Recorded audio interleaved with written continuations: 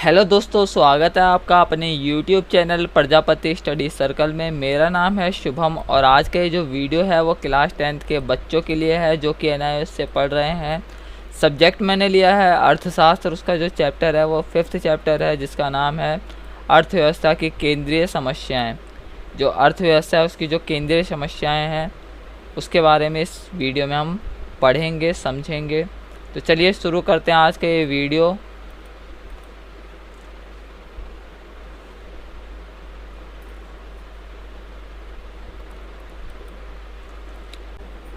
तो जैसे कि हमारा चैप्टर 5 है अर्थव्यवस्था की केंद्रीय समस्याएं। तो जो अर्थव्यवस्था है उसकी केंद्रीय समस्याओं का कारण क्या है? तो समस्याएं, पहली बात क्या है कि दुर्लभता और चयन। दुर्लभता की समस्या और चयन की। दुर्लभता मतलब कमी। तो किस चीज़ की कमी? संसाधनों की कमी के कारण चयन की समस्या उत्पन्न होती है। जो हमारे संसाधन हैं उनकी कमी है, उनकी दुर्लभता है, जिससे कि हमें चयन करने में समस्याएं आती हैं। चयन मतलब चुनने में। अब यहाँ ये जो समस्याएं हैं वो क्यों हैं समस्याएं? पहली बात तो संसाधन जो है वो सीमित है, और दूसरी बात संसाधनों के कई वैकल्पिक प्रयोग हैं।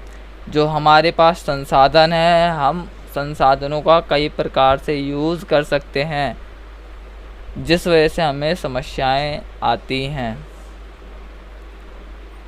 तो अब हमारा यहाँ पहला क्वेश्चन है कि अर्थव्यवस्था की केंद्रीय समस्याएं। जो अर्थव्यवस्था है उसकी जो केंद्रीय समस्याएं हैं वो कौन कौन सी हैं? तो तीन जो है मुख्य समस्याएं हैं। तीन समस्याएं जो हैं वो मुख्य हैं अर्थव्यवस्था को, जिनका सामना करना पड़ता है। कौन कौन सी? पहली है संसाधनों के आवंटन की समस्या, कि जो संसाधन है उसको किस प्रकार से बांटा जाए। दूसरी, संसाधनों के उपयोग की समस्या, मतलब जो संसाधन है उसका हम यूज़ किस प्रकार से करें, उसका हम किस चीज़ के लिए यूज़ करें। तीसरा जो है संसाधनों में समृद्धि की समस्या, कि संसाधन जो है उसमें बढ़ोतरी नहीं हो सकती, उसको बढ़ाया नहीं जा सकता। हमारी तीसरी समस्या ये है। अब हम पहली समस्या के बारे में पढ़ते हैं कि संसाधनों का आवंटन। आवंटन मतलब वितरण। वितरण को बंटवारा भी कहते हैं, बांटना भी कहते हैं। तो चलिए देखते हैं इसका वितरण कैसे होता है। जो अर्थव्यवस्था है उसकी तीन आधारभूत आर्थिक समस्या है, जो एकदम आधारभूत है। बेसिक प्रॉब्लम्स जो हैं वो तीन हैं। कौन कौन सी? पहला, किन वस्तु का, सेवा का कितनी मात्रा में उत्पादन किया जाए, यानी उस संसाधन से हम किस वस्तु को बनाएं या किस सेवा को बनाएं और उसका कितनी मात्रा में उसका उत्पादन किया जाए, उसको बनाया जाए। दूसरी समस्या है वस्तु सेवा का उत्पादन कैसे करें, मतलब जो हमारे पास संसाधन है उससे हम जो है वस्तु और सेवा का उत्पादन कैसे करें। तीसरी समस्या है वस्तु सेवा का उत्पादन जो है वो किसके लिए किया जाए। पहली बात कितनी मात्रा में, दूसरी बात कैसे, और तीसरी बात किसके लिए। अगर आपको वस्तु और सेवा के बारे में नहीं समझ में आ रहा है तो आप 3rd चैप्टर जो है उसकी वीडियो देख सकते हैं। उस वीडियो का लिंक मैं डिस्क्रिप्शन बॉक्स में दे दूँगा, तो आप उसे देख लेंगे तो ये चैप्टर भी अच्छे से समझ में आएगा। अब बाकी चलते हैं आगे। अब जो हमारी ये पहली बेसिक प्रॉब्लम है इसको समझते हैं कि किन वस्तु का, सेवा का उत्पादन कितनी मात्रा में किया जाए, मतलब हम किस वस्तु और सेवा का उत्पादन किस मात्रा में करें। अब ये हमारा पहला पॉइंट है कि हर समाज की चयन की समान समस्या है। जो चुनने की समस्या है वो सभी समाज की एक जैसी ही है, लेकिन प्राथमिकताएं अलग अलग हो सकती है। जो समाज है चयन करने की, चुनने की समस्या तो एक जैसी है, लेकिन जो प्राथमिकता है कि वो पहले कौन सी चीज़ का उत्पादन करें वो जो है वो अलग अलग हो सकती है। जैसे अल्प विकसित अर्थव्यवस्था में जिस समाज की अर्थव्यवस्था अल्प विकसित रहती है उसको चयन की समस्या कैसे आती है, वो या तो खाद्यान्न फसल या साइक्लो विनिर्माण के बीच में जो है चयन करता है, या तो वो इस चीज़ को बनाएगा या फिर इस चीज़ को बनाएगा। और उन्नत अर्थव्यवस्था में किस प्रकार से चयन का सामना करना पड़ सकता है, उनको जो है शॉपिंग मॉल या फिर कार उत्पादन के बीच में चयन का सामना करना पड़ सकता है। तो जैसे कि आपको इस बात से क्लियर हो गया हो, चाहे वो अल्प विकसित अर्थव्यवस्था हो या उन्नत अर्थव्यवस्था हो, दोनों की समान समस्या क्या है, चयन की समान समस्या है। और अलग अलग प्राथमिकता कैसे हो सकती है, अल्प विकसित चाहे तो पहले खाद्यान्न फसल का उत्पादन कर सकता है या फिर साइकिल विनिर्माण का, और उन्नत अर्थव्यवस्था जो है या तो पहले शॉपिंग मॉल बनवा सकती है या फिर कार उत्पादन कर सकती है।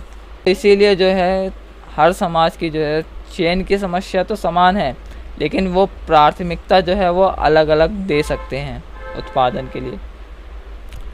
अब दूसरी आधारभूत समस्या है, बेसिक प्रॉब्लम है कि उत्पादन कैसे करें। एक बार निश्चित होने के बाद कि किसका उत्पाद करना है तो समस्या होती है कि कैसे करें। अगर एक बार ये डिसाइड हो जाता है कि हमें किस चीज़ का उत्पाद करना है तो उसके बाद समस्या ये आती है कि हम उसका उत्पादन करें तो कैसे करें, कितनी भूमि, किन साधन, कितने श्रमिकों की आवश्यकता। समस्या ये होती है कि कितनी भूमि लगेगी, किन साधनों का यूज़ करना है और कितने श्रमिकों की आवश्यकता पड़ेगी। अब है वस्तु बनाने की विभिन्न विधि। ये इम्पोर्टेंट क्वेश्चन है, एग्ज़ाम में आ जाता है और कई एग्ज़ाम में पूछा भी गया है। तो कौन कौन सी विधि है, पहली है श्रम गहन विधि, दूसरी है पूंजी गहन विधि। तो श्रम गहन विधि में क्या होता है कि वस्तुओं और सेवाओं का उत्पादन अधिक श्रम तथा कम मशीनें लगाकर किया जाता है। जो श्रम गहन विधि है इसमें जो है जो उत्पादन हम करते हैं वस्तु और सेवा का, उसमें मज़दूरों को ज़्यादा लगाते हैं और मशीनें जो हैं उसमें कम होती हैं। और पूंजी गहन विधि में जब उत्पादन अधिक पूंजी यानी मशीनें से, पूंजी का मतलब इधर है मशीनों से, तथा कम श्रम लगाकर होता है, उसमें मशीनें ज़्यादा होती हैं और जो श्रम है, लोग हैं, उसमें कम लगाए जाते हैं, तो वो होती है पूंजी गहन विधि।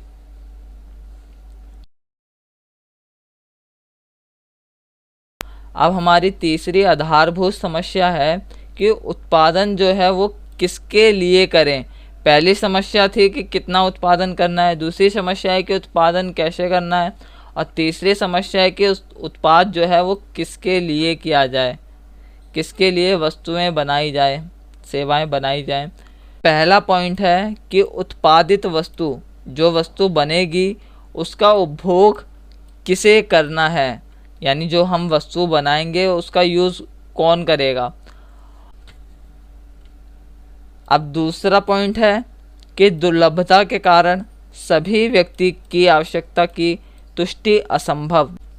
जैसा कि अभी हमने ऊपर पढ़ा कि जो संसाधन है उसकी दुर्लभता है, उसकी कमी है, जिसके कारण हम कोई भी चीज़ बनाएं तो उससे हम पूरे व्यक्तियों की आवश्यकता, ज़रूरतों को पूरा नहीं कर सकते।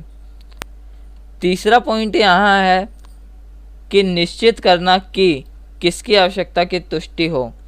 हमें ये तय करना पड़ता है उत्पादन करते समय कि हमें ये निश्चित करना पड़ता है कि हम जो उत्पादन बना रहे हैं उससे किसकी तुष्टि हो, किसकी ज़रूरत जो है वो पूरी हो। अब हमारा चौथा पॉइंट है कि अर्थशास्त्र को, जो अर्थशास्त्र है उसको खाद्यान्न फसल या कंप्यूटर का उत्पादन करें, या तो उससे खाद्यान्न फसल करें, खाद्यान्न खाने पीने की चीज़ों का उत्पादन करें, या फिर कंप्यूटर का उत्पाद करें। अब पांचवा पॉइंट है कि गरीब की या धनवान की आवश्यकता को ध्यान में रखें, कि जो गरीब लोग हैं, जो उनकी ज़रूरतें हैं उनको पूरा किया जाए, या फिर जो अमीर लोग हैं, धनवान लोग हैं, उनकी ज़रूरतों को पूरा जाए। ये भी समस्या आती है उत्पादन करते समय। अब यहाँ छठा पॉइंट है कि कुल उत्पादित वस्तु या सेवा सभी को समान मिले। अब यहाँ ये भी समस्या आती है कि जो वस्तु उत्पादित हो, जो वस्तु बने, वो सभी लोगों को बराबर मिले। अब सातवां पॉइंट है, यद्यपि कुछ लोगों को दूसरों की अपेक्षा अधिक आवश्यकता हो। अब ये भी समस्या है कि कुछ लोगों को दूसरों के मुकाबले अधिक आवश्यकता है, ज़रूरत है, तब किसके लिए उत्पादन करें, तो ये भी एक समस्या है। ये सभी निर्णय समाज में आय एवं संपत्ति के वितरण से संबंधित है, कि जो समाज में आय है, जैसे संपत्ति है, उसके बंटवारे से संबंधित है। अब बढ़ते हैं आगे।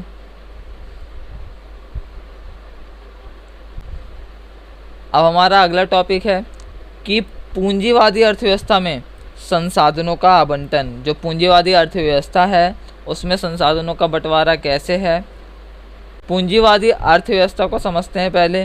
तो पूंजीवादी अर्थव्यवस्था क्या है? एक ऐसी आर्थिक प्रणाली है जिसमें उत्पादन के साधनों पर निजी स्वामित्व होता है और अधिक लाभ कमाना उद्देश्य होता है। तो पूंजीवादी अर्थव्यवस्था ऐसी अर्थव्यवस्था है जिसमें उत्पादन के जितने भी साधन हैं उन सभी पर किसी एक व्यक्ति का अधिकार होता है, और उसका जो उद्देश्य होता है वो होता है और भी ज़्यादा लाभ कमाना। उत्पादन का उद्देश्य क्या हुआ कि अधिकतम लाभ कमाना। वो जितना भी उत्पादन करेगा वो यही चाहेगा कि उसका उस उत्पादन से अधिक लाभ हो सके। इस प्रणाली की मुख्य विशेषताएं, मतलब पूंजीवादी अर्थव्यवस्था की मुख्य विशेषताएं, ये क्वेश्चन पेपर में आ सकता है और ये बहुत इम्पोर्टेंट क्वेश्चन है, इसे ध्यान से समझें। इसकी जो विशेषताएं कौन कौन सी हैं? पहली है उन वस्तु सेवा का उत्पादन जो उपभोक्ता चाहता है, मतलब ऐसी सेवा और वस्तु को बनाना जो उपभोक्ता, मतलब उसको यूज़ करने वाला चाहता है। अब दूसरी विशेषता है कि कम लागत में वस्तुओं का अधिक मात्रा में उत्पादन। ये जो दूसरी विशेषता है, इसमें पूंजीवादी अर्थव्यवस्था में लागत कम लगाई जाती है लेकिन जो वस्तुओं का उत्पादन है वो ज़्यादा किया जाता है, अधिक मात्रा में किया जाता है। तीसरी विशेषता है उन सभी के लिए उत्पादन जो भुगतान कर सकते हैं। तीसरी विशेषता का मतलब है कि उन सभी लोगों के लिए वस्तुएं बनाना जो लोग उस वस्तु की कीमत चुका सकते हैं।